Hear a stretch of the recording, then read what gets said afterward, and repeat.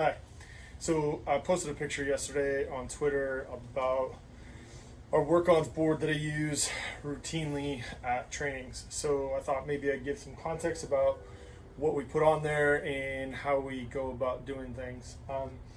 First and foremost, we put some real simple instructions like how we want them to partner up. Currently, we're in two pods, which you see here, forwards and backs. Everyone has some similar work-ons here. Depending on the session, we try to tailor the work-ons and small physical primers or skill primers towards what we're going to be doing that day. And once we get these completed, then we have them move into their specific pods. Oftentimes they're pretty similar, but because they're forwards and backs, it also enables us to change it up just a little bit. This week we went from pairs into groups of four.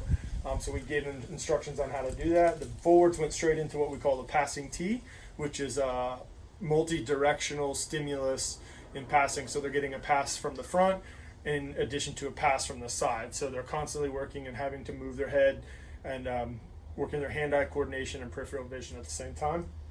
Then we have them do passing lines in the forwards just to get the feet moving, get the legs pumped out a little bit before we start the warm-up activities.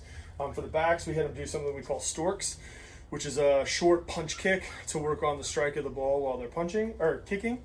And we had them do that. We had them do 5 at 5 meters and then 5 at 10 meters as well. So they're starting to get comfort with a little bit more accuracy and a little bit more distance. Have not embraced kicking in the past. I am now embracing it wholeheartedly, so much so I brought in one of my Aussie Rules teammates, who also just happens to be a student at the University of Minnesota. CJ has done a really good job, and honestly, probably was the player of the day today after our games blocks that we played this morning. His vision and his ability to kick off both feet and his ability to pass and see space is really good, considering he plays a 360-degree game in AFL. We also had the backs do passing team, and then we also had them do some passing lines as well. So that's the work-ons portion of it at the top. Clearly, we mark it with the M to sort of give ourselves some team culture, school pride going on there. Everything we do is Minnesota. Clearly, you can see the M is everywhere, and the M is forever for us.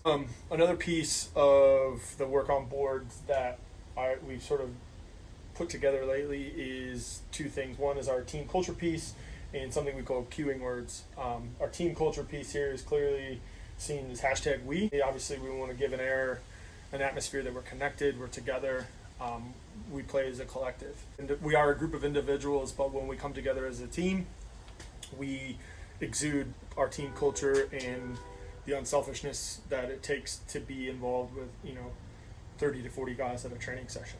The second piece is our cueing words, which is something new we're trying this year, and I read about it in Daniel Kahneman's Thinking Fast and Slow, which are cue words. Spoke to our mental skills coach about trying this, and her and I thought it would be a great idea. So every day or every training, depending on the content that we're going through that day, we typically like to put up some words that start to get the players to think about them. This week's were connect, compete, and create. We were playing games, and there were a lot of decision making that needed to happen, 2v1s, 3v2s, and we needed to be able to gel together pretty quickly in the teams that we were assigned. We wanted to compete and play really well, and competition is something big for us. Also, we wanted to create, we wanted to see what could happen if we're making really good decisions in the moment and playing off of one another. It actually worked out really well, and our games blocks today were probably some of the best that we've had in a long time. I'm more than happy to answer any other questions or talk about my work on board or anything I do as a coach. So if you have any questions or comments, leave them down below. Twitter, Instagram, @Snack Attack, and I'm be more than happy to connect with you. Have a nice day.